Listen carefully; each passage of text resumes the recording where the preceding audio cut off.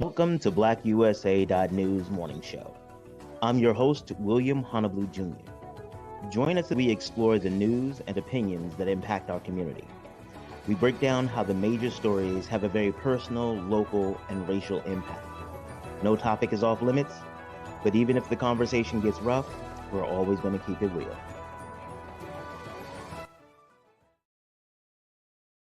Greetings and salutations, all my friends out there in internet land. How are you all doing today? Welcome to the Black USA News Morning Show, and I am the host, William Honolulu Jr. It's a privilege and an honor every day, and I welcome you. And today we're going to have a really great conversation. You all know I get excited about talking about, well, a lot of stuff because y'all know how I am. But we're going to talk today about education. You know how I feel about that. Like, education not only is central to the transition of lots of our communities into better economic and socioeconomic status, but it's also critically important that we understand the properties of education and how the power dynamics in the industry, not in the educational product. Be clear, there's a lot of levels to this. We need to understand who is who in the educational industry, who holds power, because that is the type of power that gets wielded over our kids. See, the thing that we need to understand is that some of these races that aren't as sexy, let's be honest, and I'm comfortable that my guest today will agree that her race isn't the sexiest. It's incredibly historic, but it's not sexy. There's not enough controversy around it right now to make people want to get involved. Not like a governor's race, PG versus the PG suburbs versus Montgomery County versus Baltimore. People get excited about that because it's dramatic. It's unusual. But your life, our lives, are very seldom significantly impacted by the dramatic. We recognize the impact of the dramatic, but the day-to-day shapes life so much more. My car breaks down one day and it's out of commission and I missed the meeting. Actually, this happened. Okay, happened recently. You know, I'm working through. I appreciate you all joining me on my mental health and self-discovery journey. But my car broke down. I missed the meeting. I was supposed to go see my mom. I couldn't get down there. I was so upset. I was bothered, and cost me about $800. But that is not as impactful, that one thing, as people who don't have a car to begin with. That all of their decisions are limited by the resources that they have. And so the people who decide the resource, not who approves the big budget, but who get to decide what money goes into which classrooms, those are the people that exercise power over your children. And that's why it's important for us to get some of these down ballot races. But you know what else? At every show, I got to say thank you to my crew, the super producer, Kyle Crazy Horse Morgan, and our assistant producer, Brandy Raymar. Actually, this conversation, this entire series on down ballot races was inspired by Crazy Horse, because he was like, you know, because his father was Earl Morgan was an amazing man. He was an incredible journalist in Jersey, exposed political corruption across the board. And he was talking about how he, one of the things that his dad used to always talk about is how he would talk to the aldermen or the people who were running for like dog catcher or whatever. I don't think there really was a dog catcher. I think that, again, but it's Jersey, so it could be a Jersey. And for those of you all who mad in Jersey, I mean, I understand you live in Jersey. Sorry. Y'all know I love y'all. Right. Some of my best friends are from New Jersey. But anyway, he was talking about how his dad would talk to like these people at the lower levels when they got elected, and he started realizing how much power they had. Like these people, like, you know, you talk about the Maryland's $33 billion budget or $13 billion budget, whatever. And after $1 billion is just numbers. But you talk about this budget, but again, who is deciding how much teachers get reimbursed for supplies? That impacts my son's classroom. The billions of dollars, that's good in a very esoteric policy debate, but who gets hand sanitizer, air conditioning, those types of things? So show notes. You know what? I gotta be honest, my team, we need to update my show notes, especially with this education series and politics, because I realize I'm going to be too excited to remember to say all the stuff I'm supposed to say. So let me get back to my notes. Excuse me. Also, want to say a big shout out to my personal assistant, because I need somebody to take care of me. Grace Awaka doing a wonderful job helping me stay focused and helping us all move forward. So, oh, don't forget, and you'll hear about it often. We're working with Breadcoin. Let me show you their flyer. Breadcoin is an alternate payment system for people who may be dealing with food insecurity. Thing I love about Breadcoin, I tell you this all the time, is that it allows people to address issues of food insecurity and at the same time maintain their dignity.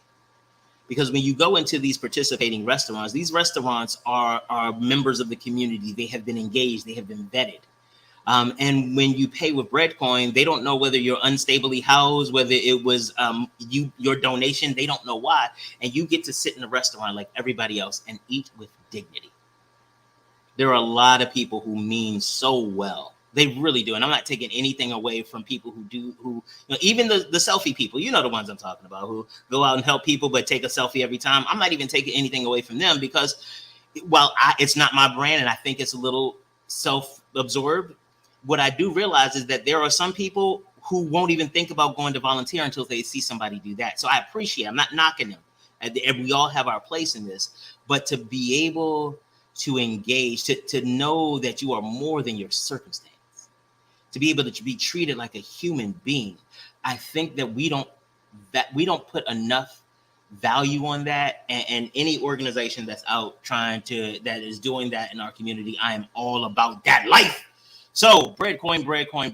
If you all have opportunity, go look them up, breadcoin.org. And like I said, you'll be hearing a lot more about them and their partnership with BlackUSA.news. All right. Is that all the show notes? Are we good? Okay. Now it's time to start. So I already so I'm gonna tell you, I did warn her that I have very particular beliefs about education and stuff like that. And again, let me put this out there. My beliefs are mine, not hers. She's running for office, and I don't know if how she's going to handle, some of the conversation, but she seems like a fighter. I have had an opportunity to do a little bit of research on her, and I like what I've seen. I like the fact that she believes in agency, especially when it comes to Black youth. A lot of times we want to tell them how to be adults without giving them opportunities to experience it in a safe and supportive environment, and then get confused why when they're 18, they can't just make all the decisions and do everything right. I'm gonna bring her in before I just finish talking, and then she's like, what? Okay. All right, so without further ado, I'm bringing you Ash Esposito. Hello! You're muted. Okay, there we go. How you doing? Good. Thank you for having me. Oh, absolutely. Like I told you backstage, and I will continue to say, I am impressed with those who decide the courage necessary just to put yourself in front of the voting public, literally to be judged. It takes either a lot of courage or a lot of stupidity. Looking at your writing, I'm going to give you courage right now. We'll assess it later. Right now, you got courage. But no, seriously, it takes a lot of courage to just and to run a campaign, and especially when you actually care. This is easier if you think of it as a job interview, as opposed to like you are trying to put yourself in a position where you can benefit and help change people's lives. There's a more solemn and a greater level of gravitas, at least for me. So let me, because I got a lot to say. That's why I got a whole show. So, but I invited you here to tell people about you. So I'm going to give you the floor to tell them about you, about your campaign, and what you stand for. Yeah, thank you. So, I mean, I am somebody that is not a politician. Like, this is my first time running. In the past, like when people have suggested that I run for things, because I do like a lot of community work, and like I've just been working, raising hell and at the Maryland General Assembly and stuff. So, but I've never wanted to run. I don't like it. I'm used to being part of like coalition groups, and so this was definitely very different to like step out from that and like be the candidate, especially because like at the end, if I'm being real, like I'm a very flawed person, but that's kind of like what inspired me to run, because I don't come from a pedigree. I'm not polished. But a lot of my journey and what I experienced with like education is what compelled me to run, like really resonating with like some of the kids that are most impacted. So I'm somebody that has learning disabilities, and I also have a adverse childhood experience score of 7 out of 10. Like we grew up with a single mom, you know, did her Yeah. best. And you know, it's just difficult to, you know, give everybody, assume that if you give everybody the same resources that they're all going to excel, Woo. first of all, especially when there's like barriers to them even being present in the classroom.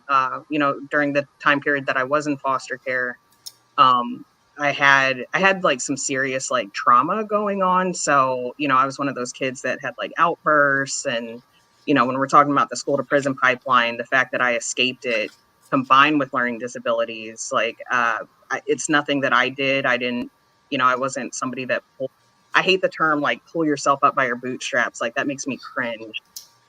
What really was effective is that I went to a school that had a school-based wellness center. So rather than being, you know, arrested or um, suspended or anything, I could go there, get Time, therapy. time, time, time, time, time, time, time, time. Oh, So sorry.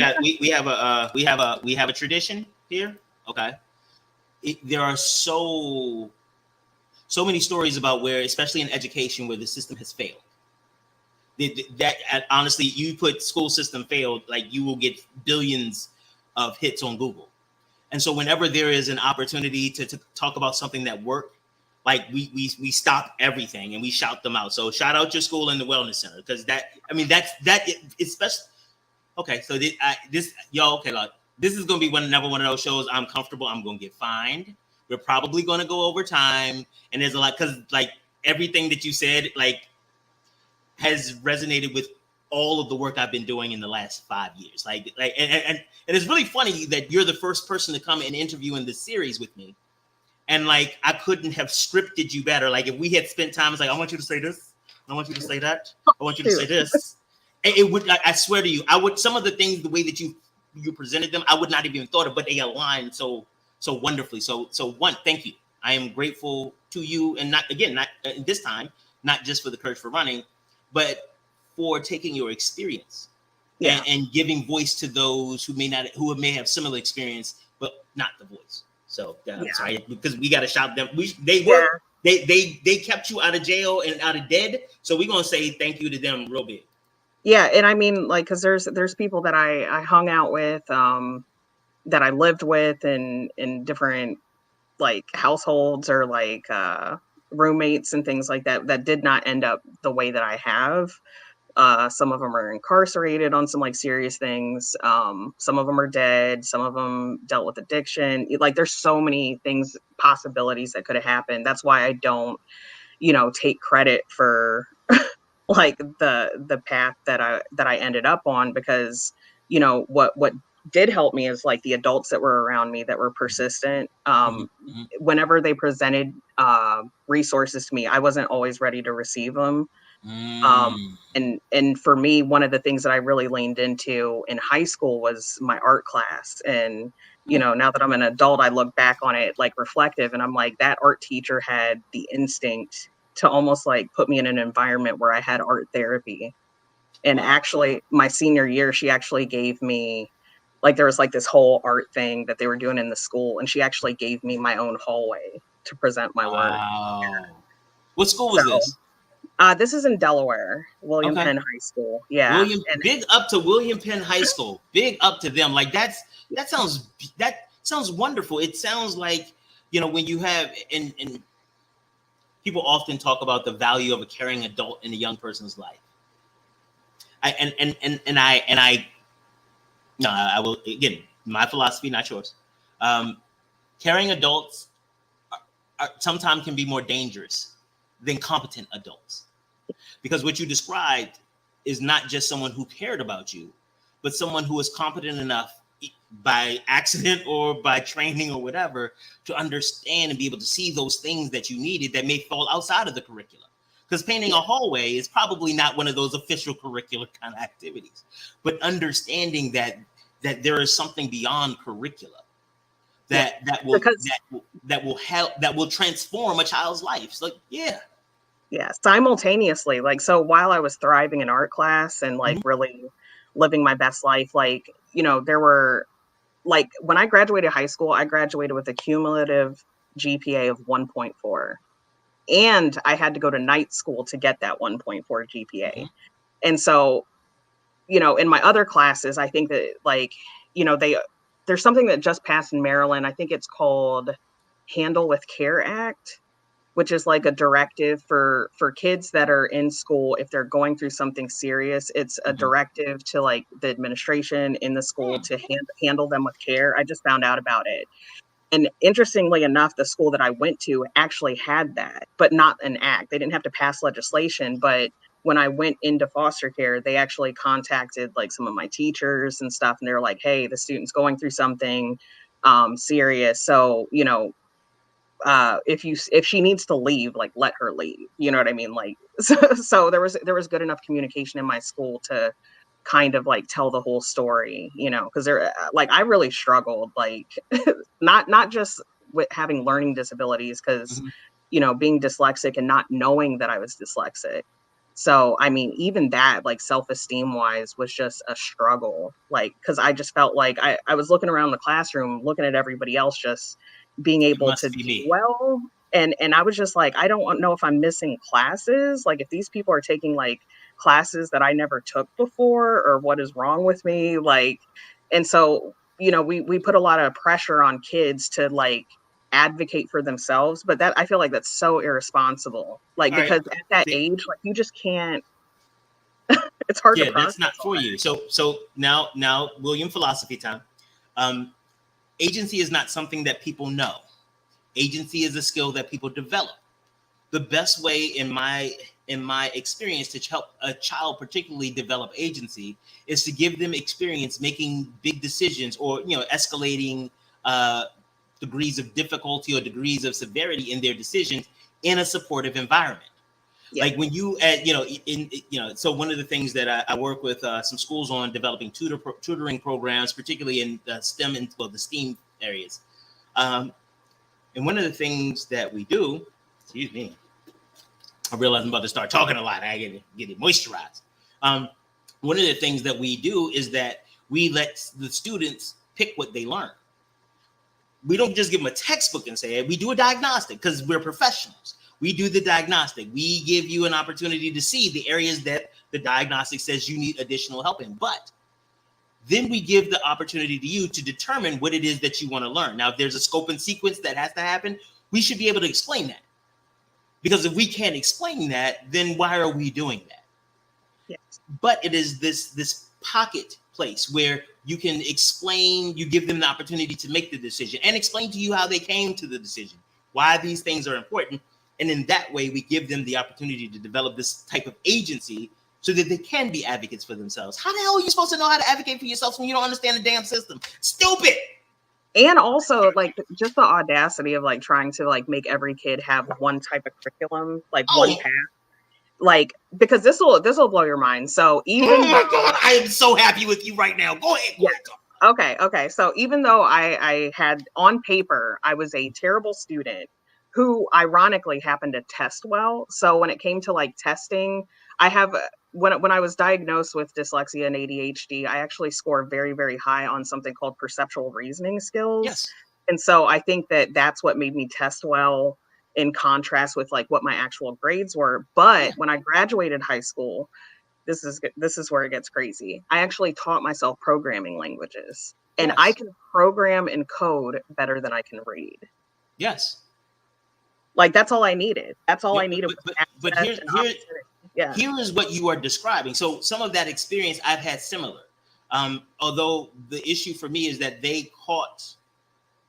I'm neuroatypical, and people identified that early enough, and then started funneling me into these things where, the church, you get to speak and you have to read and you have to do all these things. So what ended up happening for me that made the difference was all of the support, because I was the person you could be proud of. I was the next blah, blah, whatever.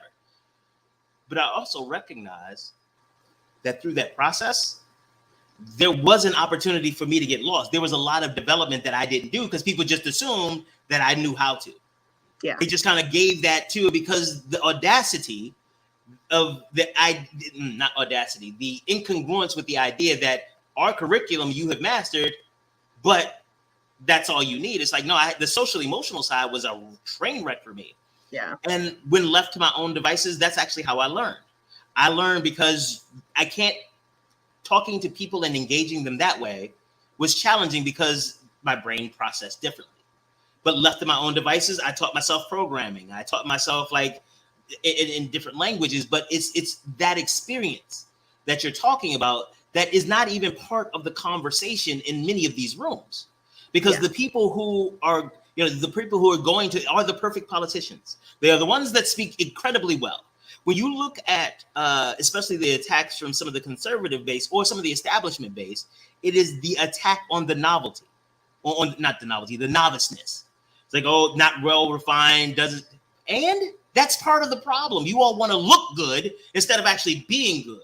And one of the things, if you don't have these experiences, you tend to be a poor advocate because you're talking about what you think, not about what you know. So sometimes people that do have the credentials get so caught up in their titles and what they've learned, like in college and how academia is done, like, which is, there's a lot of issues with it. So they because they have like those credentials, they're very dismissive of lived experience. And so when it doesn't fit into like their understanding of like how, then it's problematic by itself. Yeah. And that's why, like, for me, community engagement is like the piece that my expertise that I can bring to the table, because I believe in letting people speak for themselves and giving opportunities for them to have participation and have participatory decision-making models. Like if we're talking about policy, there is no reason that the general public or parents or students should not be able to vote real time on things that are really important decisions. Like they have so much access to every single person that goes into the school. There is no reason why they can't ask them their opinion every time. Well, and the thing is that, let's be clear, and this go another one of my theories about education is that you assume that the benefit of the public is what they're going for. Why would they? Because in a lot of the training that they've done, the good of the public has been conflated with the data that they collect. And so as you talk about, again, well-meaning people, and I don't want to take that away from them, but the way that they've been socialized, the way that they've been trained, there's this incongruence between lived experience and data. They tend not to have the people who can make those things harmonize. They like your situation would have blown a lot of the leadership's mind just on data. Like, she tests well, but her grades are bad. And so what happens is, and this is where, and again, I don't ascribe arrogance until I've met you. I will ascribe ignorance to you very quickly, but I will not ascribe arrogance, because at the point that it is arrogance, now I need to humble you, and it's not just sharing information. It is now this competition piece. So I assume that they're ignorant. And the thing that I think that they're ignorant about is this conversation about lived experiences. And so what happens is that based on their training, they have these stories in their head. Good students have good grades and good test scores. Yeah. So and then it becomes this matrix, and bad students have bad grades and bad test scores. And then you got these matrix along the way. And so when they see your grades with your test scores, then they, whatever story they are predetermined or have predisposed to becomes your story. Oh, this is because she's lazy. Yes, that's exactly what they said. This is because she doesn't come to school. This is because she's poor. This is because she's foster care. And when you come to the conclusions in those stories, you cut off all of the opportunity. So everybody who came to that conclusion in your story, they cut off the opportunity for them to pour into you, to help you with more resources. But well, she's lazy and it doesn't make sense putting money into a lazy student. When she figures it out, not like, hey, maybe we should support her and ask more questions. So all of that. And again, I realize this is really your interview, not mine. And, anyway. So talk to me. There's some things that you've said that I just want to highlight as it leads into the next question. You've talked about having adverse home situations, a learning disability, being a ward of foster care. You also talked about how the Handle with Care program, and then you talked about your community work. Yes. In the midst of that, and you talked about this idea of community, and this is a working theory I have, and just want to see if it fits kind of your motives. Many of us who come from traumatic backgrounds, I've been a business consultant for 20 years. I've done political consulting and different types of things.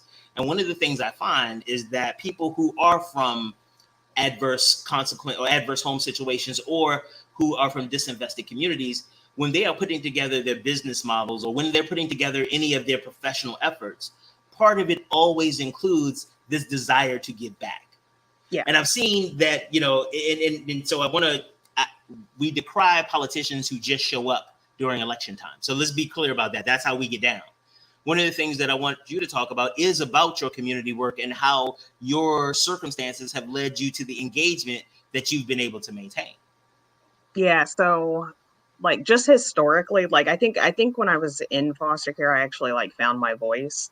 And like, just to be clear, I wasn't in foster care my whole life. Like Right. it was just a period of time, towards the end of high school and stuff. So it was probably like the worst time.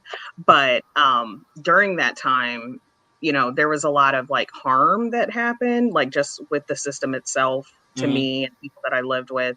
And so I think that I'm just the type of person, even though I was like painfully shy and very, very quiet, I went ham because I was so harmed that I didn't want it to happen to anybody else. So that's what really like drives a lot of my advocacy work. And then as far as my community work, I feel like that comes from a place of not wanting to be out of community. Because I when I see communities out of community with each other, not on a first name basis, that's where a lot of like the dysfunction, the toxic environment comes from, which leads to mental health issues and, just not being able to like support each other. Because like at the end of the day, like communities, it's like if individual communities could make it work and neighbors were helping neighbors, a lot of the biggest issues are solved at a hyper local level to me. Yes. Because a lot of the issues, most of the issues that predominate people's attention span are personal. Yeah. And so if you don't take into consideration the personal nature of the human interaction, you're going to miss a lot of opportunity. They're now statistics. They're voters. They're not people anymore. They're students. You dehumanize them by these categories, and then you start treating them like the data that they have become. Yeah, and I just think that us as a society, like in our communities and in our neighborhoods, like we've gotten so used to like leading with our labels, and also we're more, we move around a lot more than we probably did back in the day, and so there's just like a disconnect that I see, because I grew up in a really, really small town, like when I was a kid in Arizona. And so, I can think of like times where like the community really like supported me and my family and my sisters. And, we were able to, like, our school, it was only like 1,300 people. Okay. But, your old school? Yeah. Like this is kindergarten through 8th grade in Arizona. Oh, wow. Like not like your high school. Before I moved to the East Coast. No, this is wow. before I moved to the East Coast. Yeah. So the whole like school, like the wow. The whole like town. You have a school that has more students than that. Yes. Okay. All right. Thank you for that reference point. Okay. Yeah. So like me and, everybody in that town was probably like 4 or whatever, but we didn't know it. Like, and a lot of the stuff that our school did, like had after school programs and like summer programs, all of us for some reason in that community were amazing track athletes. I think because we had so much like desert and stuff, and so we were all competitive, and we all like grew up together. So but that's my point of reference for like community, and first things first, it's just getting on a first name basis. And that's kind of like what I've lived in my own neighborhood, is just just keeping it like simple, like talking to people, like sharing, like the things that you learn as a kid that are just you're crazy here. You're just crazy. Yeah. So tell us about some of the actual projects or activities or the work that you've done in Baltimore, because let's be clear. I am not a Baltimore native. It's so funny. I've been here longer than I haven't, but I still need somebody to co-sign. So just to let people know, both of my sons went to the Baltimore Polytechnic Institute. So I have Baltimore credibility now. Okay, so but that's a very real thing in Baltimore, because people are like, well, who are you? Are you another one of these New Yorkers or someplace else who's going to come and fix us? But I want to know about how much you're not just talking about it, you've done the work. Yeah. So I'm like, people have a hard time like gauging like how old I am too. I'm 37, but I've been in I'm just putting it out there because sometimes people will be like, you're too young. Or like, I don't know. I'm like, y'all, I got gray hair. Leave me alone. So yeah, like I moved to Baltimore in 2016, but I had been in Maryland since 2008.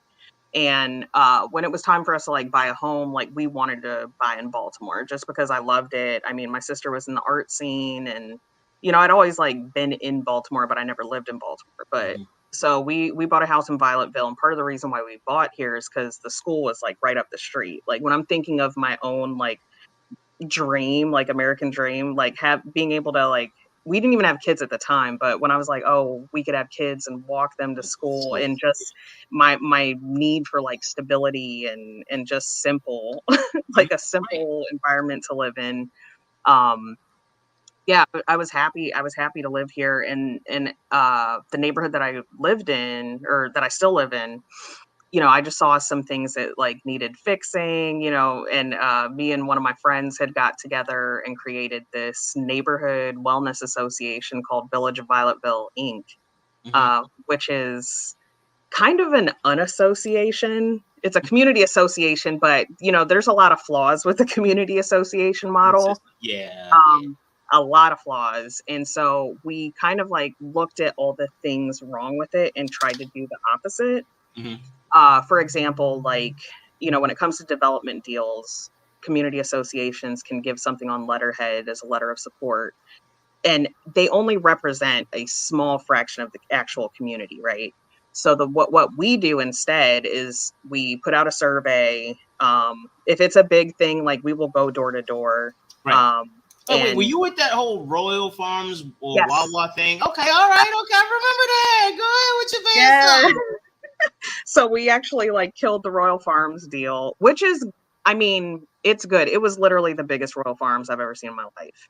So it was going to be like a rest stop. And at the end of the day, like I said, we are very transparent. Like we were like, hey, we've been approached by Royal Farms. Here's the meeting date. Here's the meeting time. Everybody was there. Everybody could ask questions. Everybody had ample time to take the survey if they wanted to. Some people are like, I don't have an opinion one way or another. Right. So, but we at least make sure that we do the outreach and make enough time for people to participate, because even timelines are a barrier to people's participation. So so what we did is we did a survey, and we're like, yeah, everybody is like strongly opposed, so let's also do a petition to say no. Which people left feedback. People were organizing their own family members in the neighborhood and getting them to sign it and leave comments, and ultimately like the people spoke.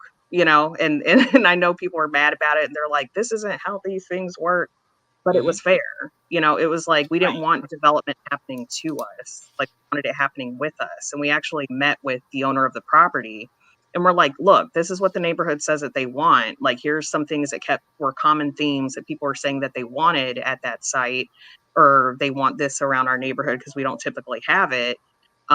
If you guys would have met with us in advance, we could have told you in advance, and you wouldn't have had to like lose a deal and have this awkward conversation right now, So they worked with us, and actually we're going to end up getting the development that we asked for. That is awesome. So it works. So let me, and again, I'm not. So let me be clear. This is the first time that you and I are meeting. So I want people to understand that. Especially what I'm about to say next. I was like, whoa, this sounds a little weird. So I've done the research in advance of this show, but I gotta say, I've been impressed with everything that you have talked about and described, primarily because it does have that community impact or that community feel from it. In each part of your discussion about your engagement and the things that you've actually done, not like one day, if I ever had an opportunity, this is what I'm doing. It's like, no, at the different levels, the different opportunities, I have done these things. I think those things combined provide an opportunity for you, if elected, to really bring voices to the table in a way that may not have been, this may not be commonplace in education in Baltimore. So to that, one of the things that politicians always like to say is that you got to make sure that you vote, make sure that your voice is heard. That's bullshit, because we've been voting for a long time and it still looks like this.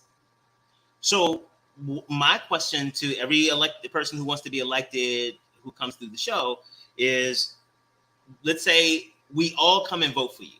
Everybody that is eligible to vote comes and votes for you. So you have an entire mandate. Yeah. What do you need us to do? Honestly, two things. The way campaigns are run are a problem to me. Because when you talk about like campaigns, obviously there's a short timeline. So unless you're doing, I like, for me, like in the model that I've done in my community, if I were to replicate that citywide, I would need more time. You know what I mean? Because I would personally, I don't care if you're a voter, want to have contact information. Like if you know what I mean? Like I want you to have like a direct line of communication with me, because at the end of the day, I represent every single person in the city if I get elected. And I don't care if they're voters or non-voters. So, but intentionally, like campaigns don't reach out to non-voters or people that aren't. No. Okay, so I don't want to do the campaign part. I'm talking about once you get elected. Once you get elected and you have a seat there, because the reality is, and I own this, there are a lot of people who are entrenched and currently benefit from the system that we have. Yeah. They do not want it to be changed. One, because they're not competent to act in a new system, one that is actually functional and can help students.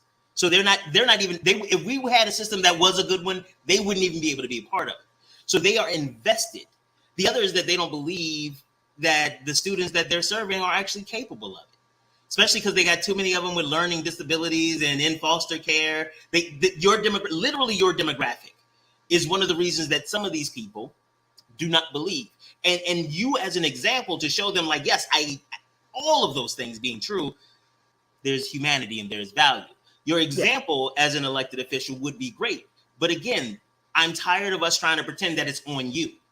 I'm tired of us pretending like, well, I voted, and so now why are my kids learning? I want you to tell me, when you get in office, what do you need us to do? Just what do we do on a regular basis? How do we, and especially because if we vote for you, we believe in your agenda. And we also know that there's a whole bunch of people that are going to try to stop this progressive agenda you're talking about. There's a lot of people who are going to actively, let's be clear, actively try to stop it. So what do you need us to do to push you forward or to make this happen? First of all, like, people already know from like my community work that I'm going to do what I want to do.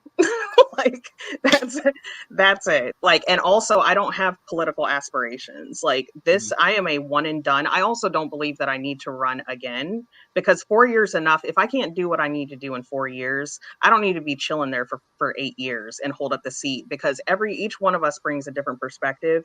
And I'm not arrogant in the mindset that I need to sit there with that one perspective and keep making decisions for that extended period of time. So that's first. And then second of all, like, if I get elected, what I need people to do is show up. Well, first of all, the reason why I was talking about the campaign is because I want contact information and direct lines of communication to everyone. Okay.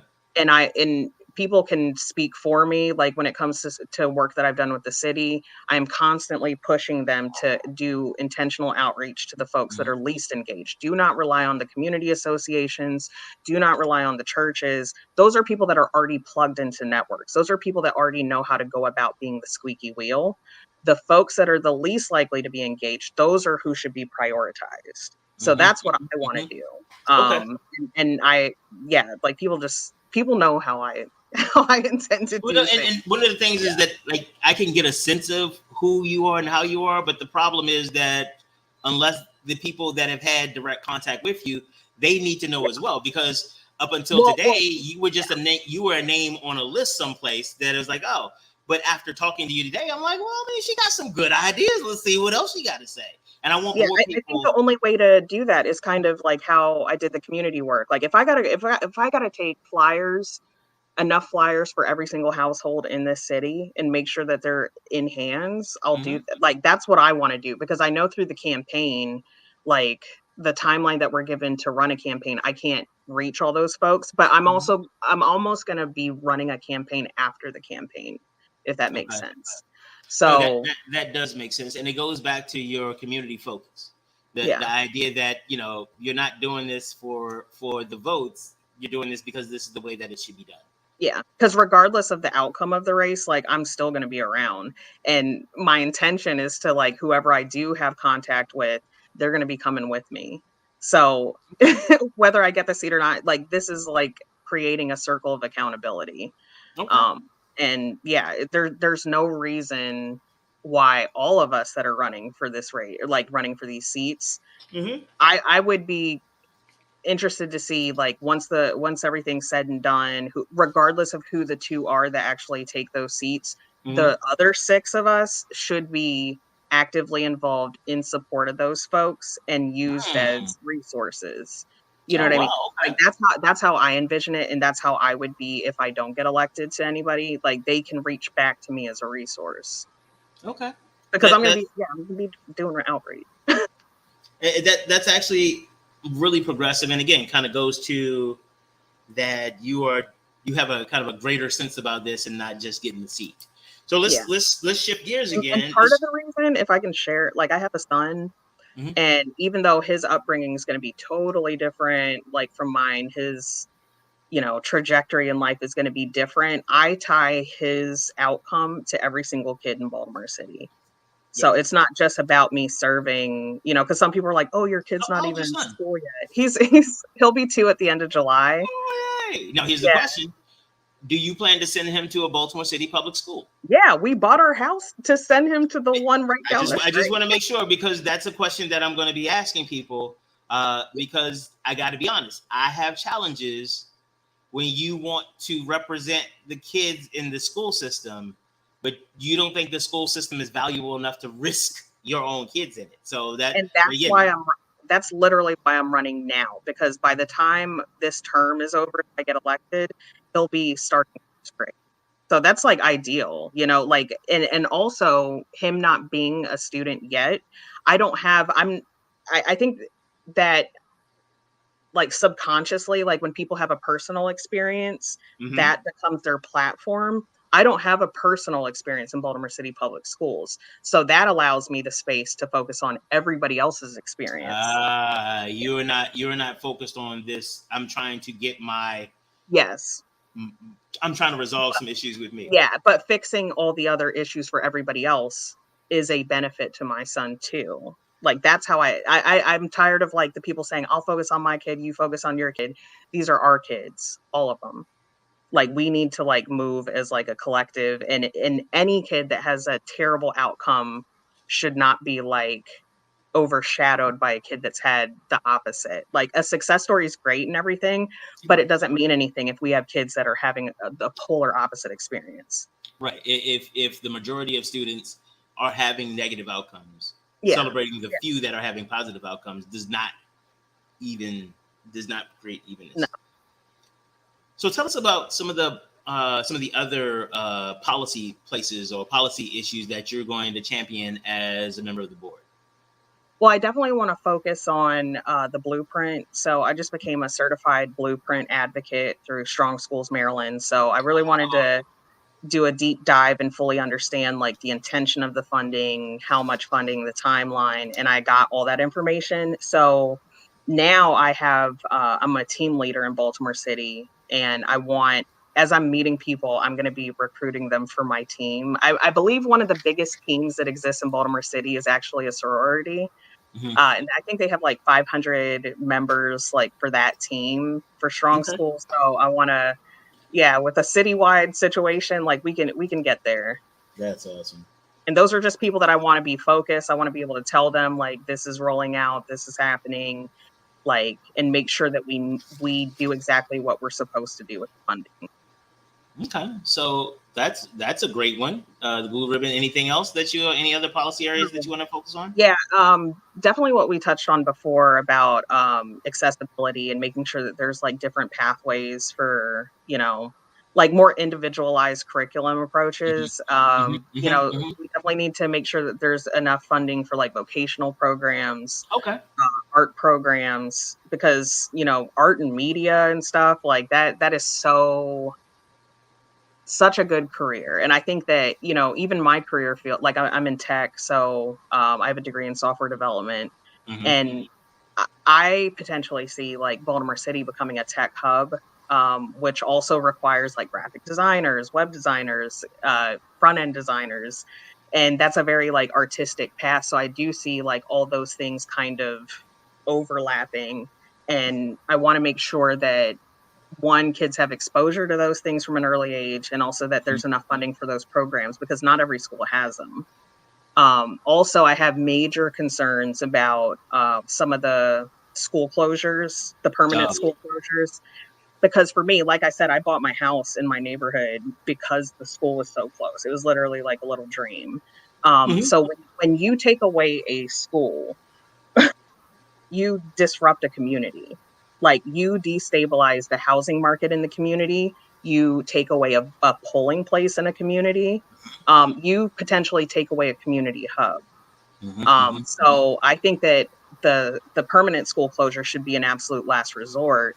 And also, I want to go back and look at where the school closures were before and look at whether or not that was equitable and whether or not the schools need to be rebuilt in those same, like, we need to work it out and put that, because and I also have concerns about the schools that have been built that are 21st century schools, because some of them are already like struggling infrastructure wise. Yeah. What's going on? I'm not going to name the school because I'm not going to like put them on the spot. If you send me the article, I'll name it later, or you tell me how to find it. There's no article. I saw it. Oh, wow. Yeah. Okay. There is no reason why a school built within like the last, maybe a little over 5 years, should have like floors buckling or no power to certain parts of the school, or not, some of the development wasn't done that was supposed to be done, and as a result the students lost programs. Like, there's so much foolishness. And I talked to some of the students, and we really connected because I told them I always lead with my truth and like my story and stuff, because I'm not scared to be vulnerable. I've been through tons of therapy to get to this point. And it's, telling them where I was coming from. I think that it really let them let their guard down and have like honest conversations with me. And one of the things that they said is they're like, oh, we know we go to a bad school. Like, we don't go to a Poly or a Mervo or a city. And, only time we ever hear about our school is if it's bad on the news. And, it's like, and one of the students was like, it's bad enough that we go to Baltimore City public schools, and even worse that we go to this school specifically. Wow. Yeah. So people aren't even considering the mental health impact that they're having when they're propping up and showcasing like all these other schools when the other ones are, falling behind. But also, I do know for a fact that some alternative schools were closed because they're trying to use the same metrics that they measure other schools for a totally different population. Totally different population. Like, you can't. But and this kind of goes to, again, one of the other philosophies I have, and I was looking for this article, the mandatory school attendance rule, that has been around in the United States since 1647. It started in Massachusetts. They passed, and this is the name of the law. You ready? The law passed in Massachusetts in 1647. The Old Deluder Satan Act in 1647. The Old Deluder Satan Act. And the idea is that it was designed, they believe individuals should be able to read and interpret the Bible for themselves, and wanted to teach these students how to behave in proper Protestant society. It was and it put the responsibility on local jurisdictions to fund this, because they weren't looking to educate students at the time. These were the lower class, not even the gentry, not even landed people. These were the what they call them, street urchins. But they also realized if we can make them better at following directions, one, if we get them to believe in the Bible and follow the Bible, they will follow more of the social control. Yeah. If we get them to follow, if we get to teach them the things that make them marketable, we'll have better employees. And if you fast forward to the decisions that we make in curricula, why is everybody so into STEM? Is it because it is a great problem-solving modality that provides an opportunity for student mind expansion and to navigate through life? No, because it gets you better jobs. Why did we push college for a long time? Was it because it creates an individual thinker, a philosopher, and a person who can digest the world and make rational decisions? No, because it meant that you would follow directions better. And we knew that once you had a degree, and you would sit down in my office and write whatever paper I told you to write, because you've been conditioned to that for 16 years. Yeah. Have you ever read The Racial Contract? The Racial Contract? Yeah.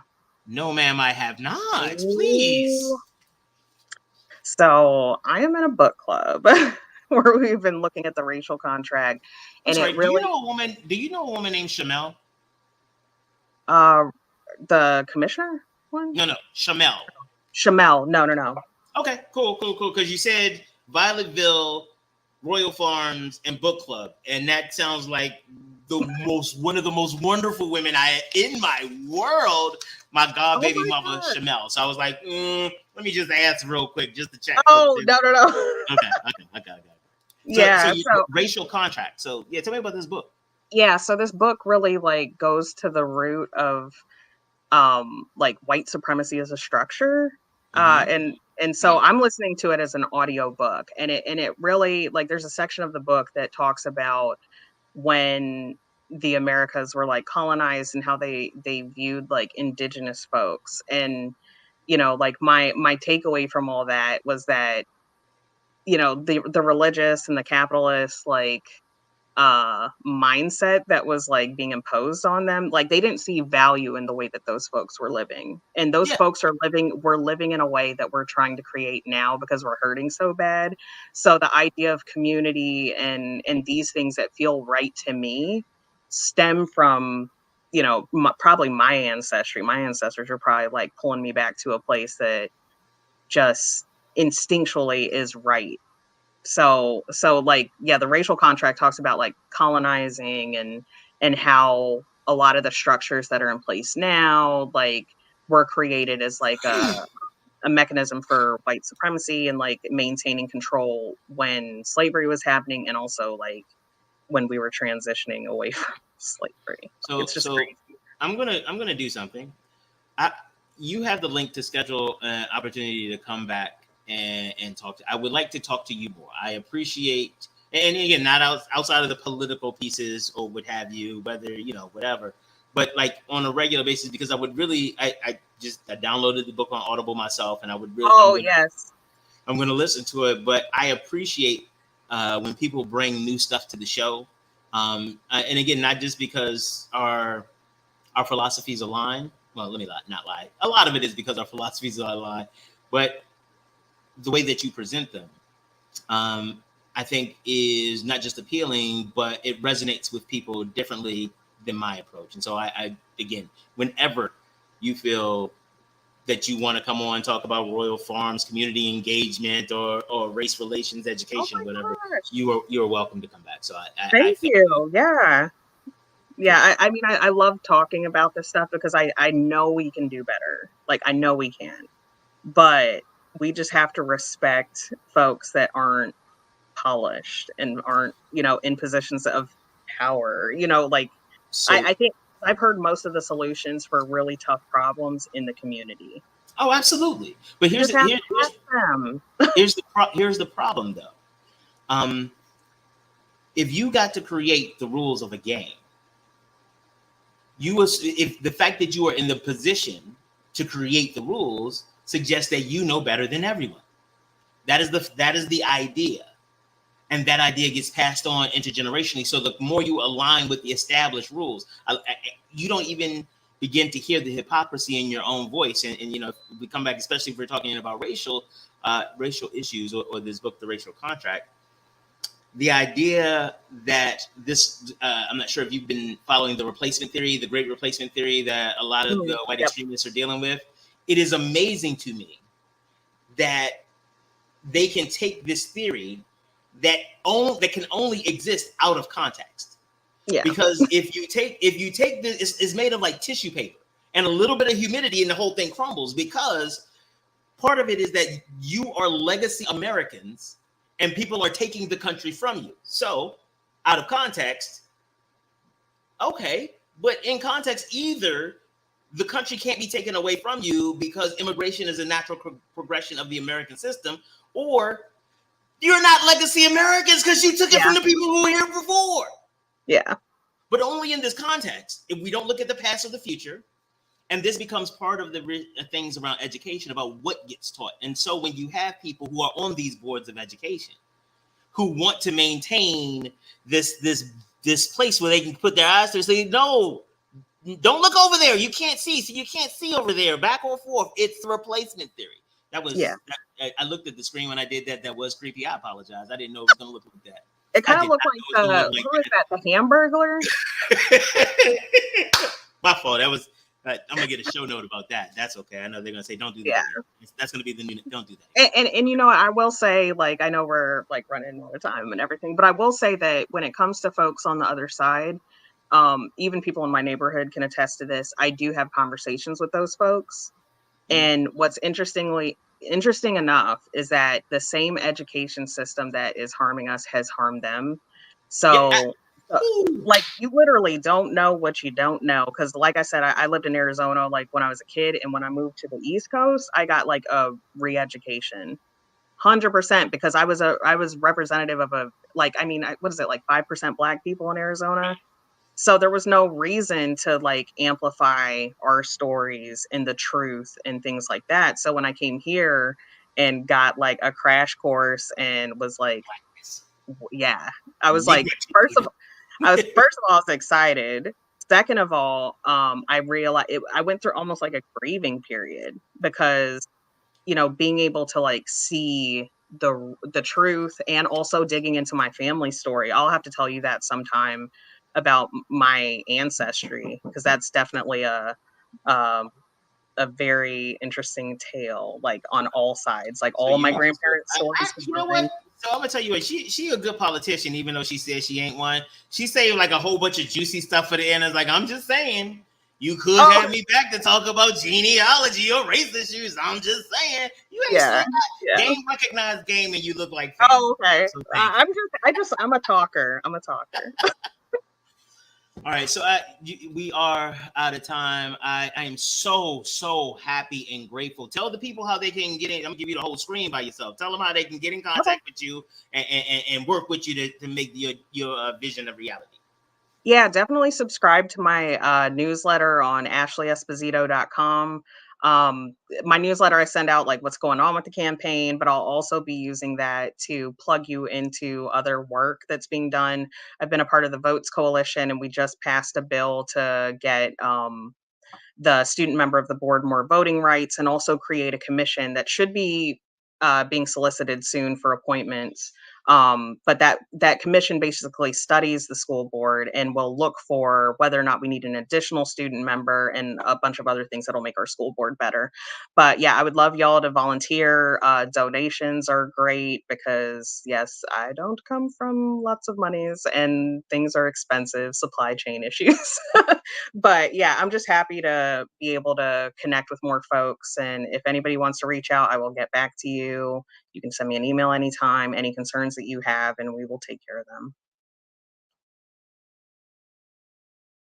Yes, thank you. Thank you so much for having me. I think you're muted.